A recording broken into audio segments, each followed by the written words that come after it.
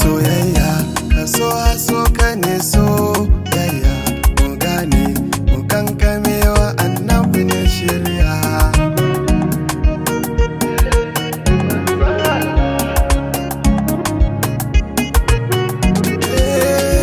Idan ka ki san rasulu malan ka tabe, idan kau ka so shi babu mai sa ka karabe. Soyayyar ya ba mu tafi soyayyar zobe, al'ummar sa yake kiran mu har ranar tafiya.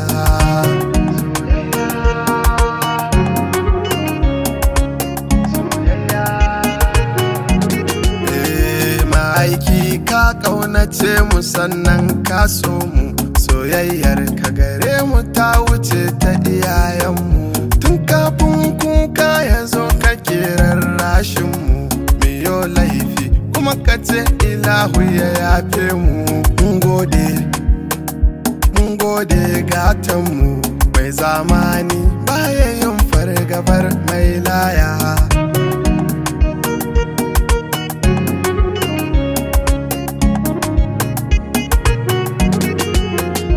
Ya annabi ni dai kai na zaba, dukkan wanda ya so ka zane raba.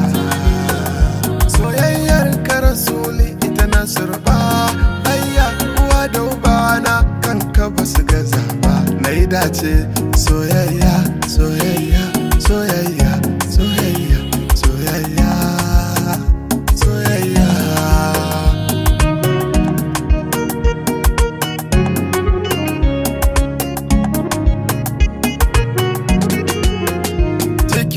Hanzari nake shigewa gulbin ƙaunar mai abin yabawa. Soyayya da shi ake hayewa, aje inda tuni bai tunawa.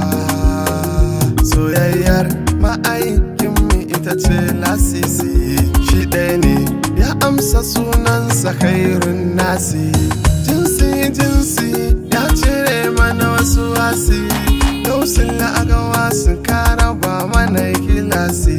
Ohoho sama aiki tsira ne, mun gane jama'a mu bar batun wance da wane.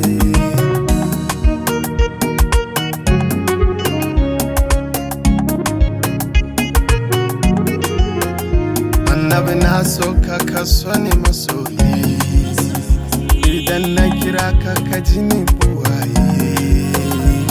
Amsa mun ka kusar da hawaye, idona yana mai tarsa daga surarka. La la la la la ma'aikin Allah ka yarje mani in ga hakikarka. Soyayya ka so ka shi ne morewa, muna son sa yana son mu mun yarda cewa.